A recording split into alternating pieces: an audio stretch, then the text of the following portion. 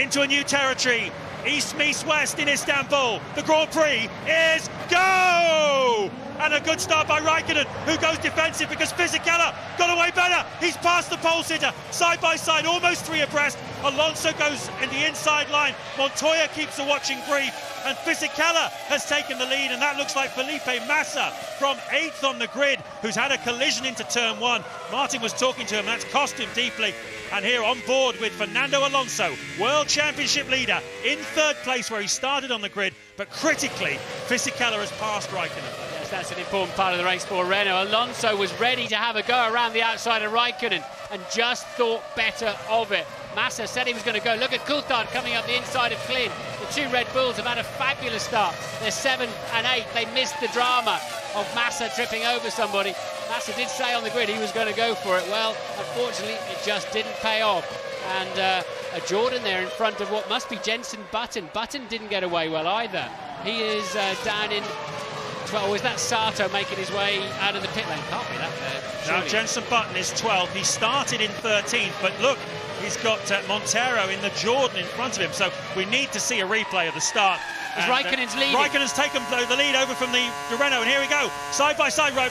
Fisichella gets out of it. Alonso's watching as well. He wants a piece of the action already. On the first lap here in Istanbul, we got overtaking. Didn't see how Räikkönen got past Fisichella, but Fisichella tried very hard to get the place back. But most important thing from Räikkönen's point of view is he's through.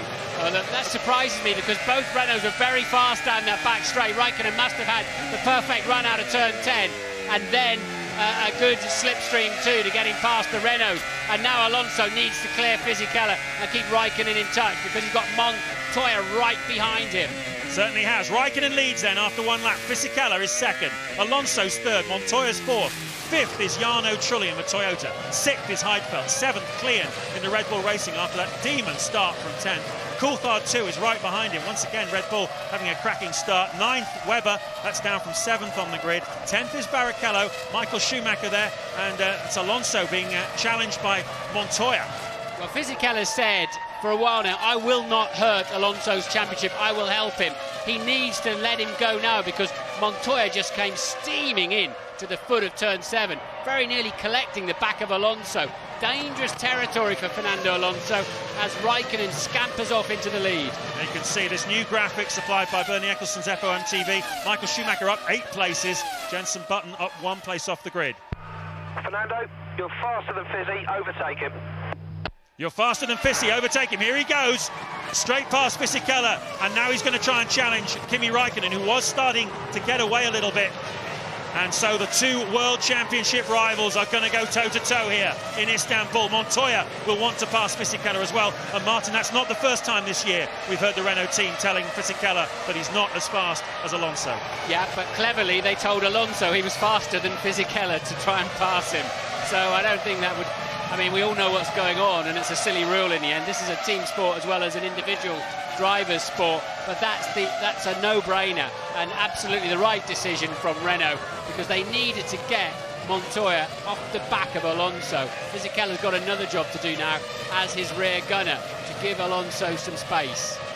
Well, it's been a thin season for Fisichella since that win in Melbourne at the start of the year from pole position. He hasn't been up on the podium since then.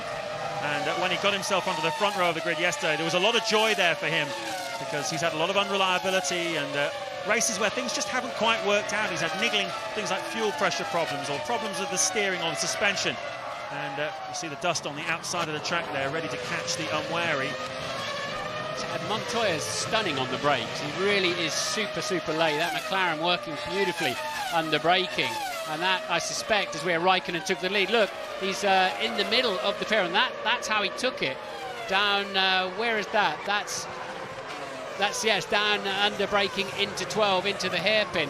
So he did get we didn't really see why he had so much better run. And this is Coulthard and Webber dicing for 8th place, and Webber takes it. Yeah, Webber had got him. Coulthard looked like he was trying to get it back off him. So somewhere down there, a bold move by Mark Webber to split the two Red Bull Racing cars. Williams brought a lot of new parts here again this weekend, a new front wing on that car, and also some demon tweaks on the brakes as well, enclosed brake systems, which really helped the cooling of that car. So expecting big things. Marty, here's the start. Yeah, Räikkönen struggling, and he knew it straight away.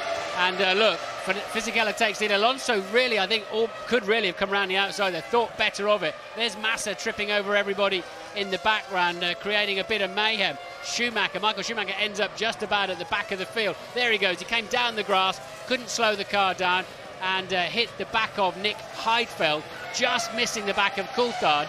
And this is the view from Michael Schumacher's car as he misses most of the debris anyway.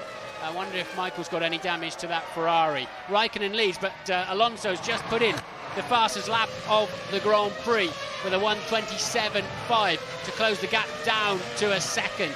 Webber is going well in the Williams, and he was flying, wasn't he, in qualifying. Got held up by Sato's recovering car as he was on his in-lap to the pits.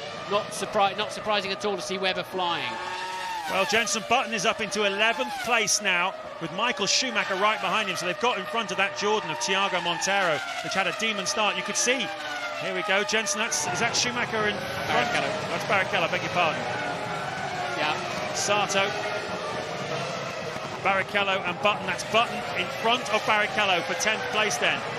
Great move by him. And looking back at that replay at the start, you could see Felipe Massa was slow off the line, wasn't he? On the dirty side of the track, the pit wall side, and he just didn't get any grip. He was out of shape going up onto the curbs going into turn one, and went diagonally across in front of all the cars behind, who will all have had to hit the brakes to get out of his way, and that's why he collected Nick Heidfeld. So a very awkward start for the man in the news this weekend, Felipe Massa, a Ferrari driver for 2006, a great honour bestowed on very few, and not a great way to start this race. Well, we know Button's got a fast car.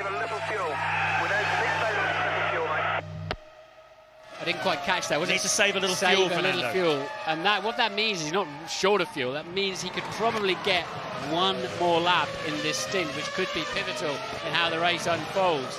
And on board then with Räikkönen. This is how he passed Fisichella. Fisichella made a mistake coming out of that really important turn 9 and 10. A lot of people have made that mistake this weekend, caught some dirt, and that gave the momentum. And there's Alonso, you see, passing Fisichella, having been told to by the Renault team. That's how Fisichella lost the lead. Yeah, wide onto the dirt, and that's why Räikkönen was so much faster down that straight, despite not having been so through qualifying.